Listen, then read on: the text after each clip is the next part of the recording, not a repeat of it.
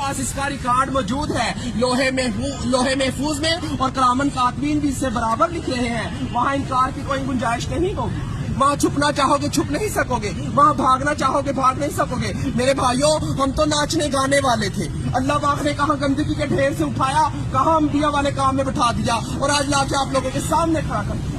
अभी भी नहीं समझोगे तो कब समझोगे? नबी तो किसी ने आना नहीं, अल्लाह तो गिरे पड़ों को उठा उठा के आपके सामने खड़ा कर दिखा रहा है। अल्लाह ने जिल्लत के नक्शों में इज्जत देकर दिखा दिया।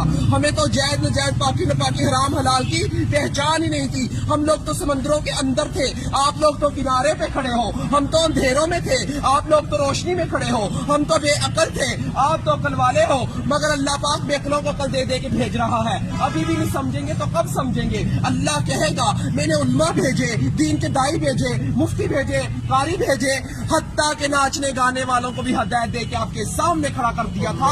और वो भी यही कह रहे थे लोगों अल्लाह की तरफ आ जाओ। वहाँ कोई उज़र चलने वाला नहीं, अल्लाह दुनिया में सारे उज़र पूरे किए जा रहे हैं। अगर आप लोग दीन का काम मकसद बनाकर नहीं करेंगे तो अल्लाह हम जैसों से दीन का काम लेगा। अल्लाह किसी का मोहताज नहीं है, हम सब अल्लाह के मोहताज हैं। अबराह के लश्कर को अल्लाह पाक ने परिंदों के जरिए, अबाबील के जरिए हलाक किया और बैतुल्लाह शरीफ की हिफाजत फरमाकर दिखाई। नमरूद को एक मच्छर के जरिए हलाक किया, जिस बादशाह के तख्त पर बैठकर वो सजदे करवाया करता था, उसी बादशाह के तख्त पर बैठकर अल्लाह पाक ने उसके सर में चित्तर मरवा के दिखाए। अल्लाह किसी का मोहताज नहीं है, हम सब अल्लाह के मोहताज हैं। मेरे भाइयों, अगर ये तबलीग की मेहनत ना होती तो हम जैसे कैसे राह रास्ते आते। ये काम बिल्कुल हक और सच है मेरे भाइयों, ये अंबिया वाला काम है, नबी तो किसी ने आना नहीं है। अगर ये तबलीग की मेहनत ना होती, चोर फराड जिनाई कैसे राह रास्ते आते? ये वही मेहनत है मेरे भाइयों, इस मेहनत ने हमारे ऊपर करम कर दिया। अल्लाह हमारे बुजुर्ग दीन की हिफाजत फरमाए, जो ये कलमा लेकर हम तक पहुंचे। हम तो अल्लाह के हुक्मों को तोड़ रहे थे, नबी सल्लल्लाहु अलैहि वसल्लम के तरीकों को छोड़ रहे थे। कहाँ से जन्नत के हकदार?